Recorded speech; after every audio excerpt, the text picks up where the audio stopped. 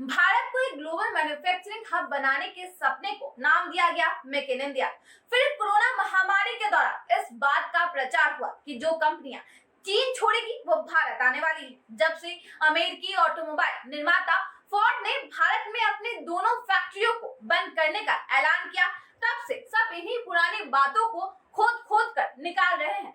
बहस की एक तरफ सरकार के आलोचक है जो गिनवा रहे हैं कि जनरल मोटर्स, हार्ले डेविडसन और यूनाइटेड मोटर्स के बाद अब फोर्ड भी अपनी दुकान बंद कर रहा है। मतलब सरकार की नीति में खामियां है। वहीं दूसरी तरफ सरकार के समर्थकों का दावा है कि जीएम, हार्ले और अब फोर्ड भी भारत से इसलिए जा रहे हैं क्योंकि वो भारत के बाजार के हिसाब से खुद को ढाल नहीं पाए। आज नेशन मिरर में हम इसी सवाल को टटोलेंगे कि भारत में ऑटोमोबाइल मैन्युफैक्चरिंग से विदेशी कंपनियों के लौटने की वजह पॉलिसी फेलियर है कि बिजनेस फेलियर। मानिए, बाधाओं से आपको तब डर लगता है जब लक्ष्य से आपकी नजरें हट जाती है। ये बात कभी फोर्ड कंपनी के संस्थापक हेनरी फोर्ड ने कही थी, लेकिन ऐसा लगता है कि उनका दर्शन फोर्ड कंपनी भारत में अपने कारोबार में ठीक से उतार नहीं पाई। फोर्ड मोटर्स ने भारत से बोरिया बिस्तर समेटने का ऐलान कर दिया है। 25 साल पहले जब फोर्ड ने भारत आने का मन बनाया था, तब महाराष्ट्र और तमिलनाडु में फोर्ड के स्वागत की होड़ मच गई थी। दोनों प्रदेश चाहते थे कि फोर्ड का प्लांट उनके यहाँ लगे।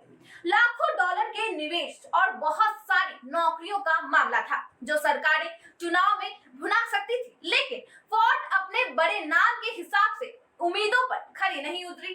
अमेरिका से चलकर दुनिया का कार बाजार जीतने वाली ये कंपनी भारत से हार कर लौट रही है। तो भारत में फोर्ड से कहां गड़बड़ी हो गई, क्यों नहीं टिक पाई, इस पर विस्तार से बात करेंगे। लेकिन पहले संक्षिप्त में फोर्ड का इतिहास जाने। कैसे छठी कक्षा पास किसान के लड़के ने बिल्कुल जीरो से शुरू करके इतनी बड़ी कंपनी बनाई थी। 19वीं सदी से शुरुआत। फोर्ड की कहानी 19वीं सदी के आखिर से शुरू होती है। अमेरिका के मिशिगन राज्य में डेट्रॉइट नाम का शहर है। डेट्रॉइट के कुछ मील दूर स्प्रिंग वेल्स नाम का इलाका है। उस दौरे में यहाँ ज्यादातर खेती किसानी करने वाले लोग रहते थे। तो स्प्रिंग वेल्स में ही एक किसान परिवार में 30 जुलाई 1863 को हेनरी फोर्ड का जन्म हुआ। हेनरी ने 6वीं क्लास तक पढ़कर स्कूल छोड़ दिया। 16 साल की उम्र में ही कमाने के लिए पास के डेट्रॉइट शहर चले गए। एक फैक्ट्री में काम मिल गया। मशीनों में उनकी दिलचस्पी थी। 1880 के दशक में उन्होंने पेड़ काटने वाले भाप के इंजनों की रिपेयरिंग शुरू कर दी। इंजन में उनकी दिलचस्पी बढ़ती गई। 1893 में उन्होंने 4 पहियों वाली साइकिल बनाई। 3 साल की मेहनत के बाद साइकिल में इंजन जोड़ दिया। इस तरह से 1896 में पहली बार इंजन से चलने वाली 4 पहियों की साइकिल जैसी एक कार हेनरी फोर्ड ने बनाई। अब उनको कार बनाने का फॉर्मूला आ गया था, इसलिए छोटी कारों के इंजन तैयार करने लगे। 1903 में जाकर $28,000 के साथ फोर्ड कंपनी शुरू की गई और model A, model B, model C, model T ऐसे नामों से फोर्ड कंपनी ने कारें बनाकर बेचना शुरू कर दिया। फिर थंडर, मस्टंग जैसी कारें बनाकर दुनिया में धूम मचा दी। तब अमेरिका में फोर्ड के मुकाबले सिर्फ जनरल मोटर्स कंपनी ही थी। 1920 और 30 के दशक में फोर्ड दुनिया की सबसे बड़ी कार कंपनियों में शुमार हो गई थी। इसके मालिक हेनरी फोर्ड की उस जमाने में तूती बोलती थी। इतने ताकतवर और लोकप्रिय हो गए थे कि उन्हें राष्ट्रपति पद का दावेदार माना जा रहा था। 1924 के राष्ट्रपति चुनावों से पहले ज्यादातर सर्वे में जनता ने पहली पसंद हेनरी फोर्ड को बताया था। हालांकि बाद में उन्होंने अपनी दावेदारी वापस ले ली थी और वो राष्ट्रपति नहीं बन पाए, लेकिन दुनिया के कार बाजार में उनका झंडा बुलंद रहा और सोवियत जर्मनी जैसे दुनिया के कई देशों में फोर्ड ने प्लांट शुरू कर दिया। भारत में फोर्ड अब फास्ट फॉरवर्ड कर 1990 के दशक में आते हैं। भारत में नरसिम्हा राव की सरकार ने आर्थिक नीतियों में उदारीकरण लागू किया। दुनिया की कंपनियां भारत में अपना बाजार देख रही थी। हुंडई, रेनो जैसी कई कार कंपनियां भारत का रुख कर रही थी और इसी क्रम में 1996 में फोर्ड कंपनी भारत पहुंची। तमिलनाडु में चेन्नई के पास पहला मैन्युफैक्चरिंग प्लांट शुरू किया। भारत में प्लांट खोलने से 1 साल पहले ही फोर्ड ने महिंद्रा एंड महिंद्रा कंपनी के साथ साझेदारी कर ली थी। कहते हैं कि तब महिंद्रा ने फोर्ड पर महाराष्ट्र में प्लांट लगाने के लिए जोर दिया था।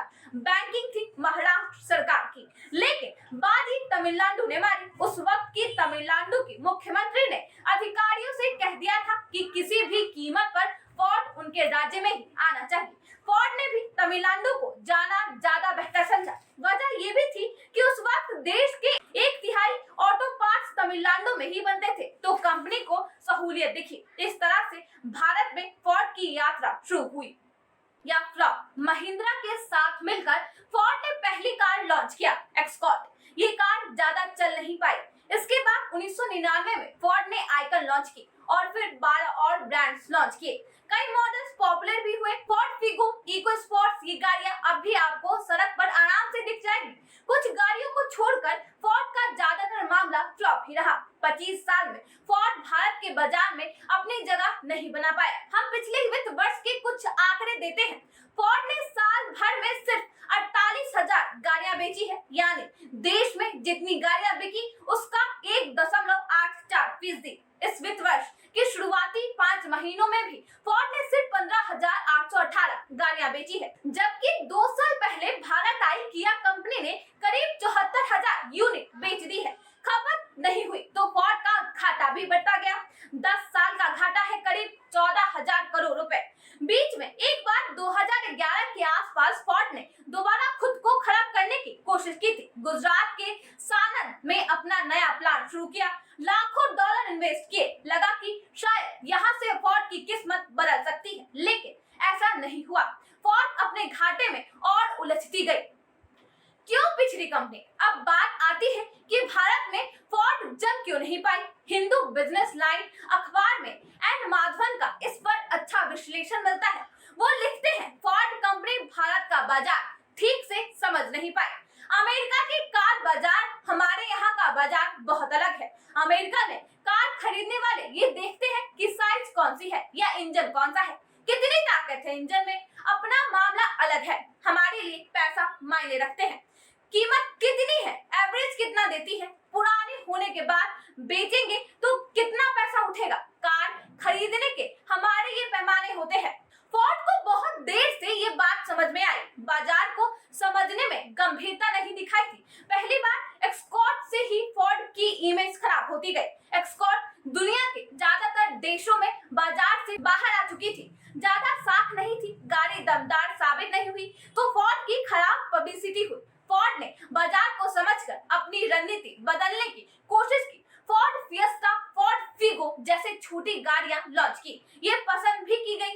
फोर्ड इको स्पोर्ट्स का भी अच्छा मार्केट बन गया, लेकिन फोर्ड कभी भी सुजुकी और हुंडई को मात देने की हालत में नहीं रही। किसी रेंज में फोर्ड की गाड़ी बेस्ट सेलर नहीं रही। अब बिजनेस मॉडल असफल। पत्रकार कुशान मित्रा ने भी ट्विटर पर लिखा है कि फोर्ड क्यों फेल हुआ। उनके मुताबिक फोर्ड ने भारत की कुछ बेहतरीन कारें बनाई है, लेकिन खुद की वजह से ही वो फेल हो गए। एक्सयूवी सेगमेंट की कार इको एक्सपोर्ट खराब मार्केटिंग और कीमत की वजह से दूसरी कंपनियों को मात नहीं दे पाए।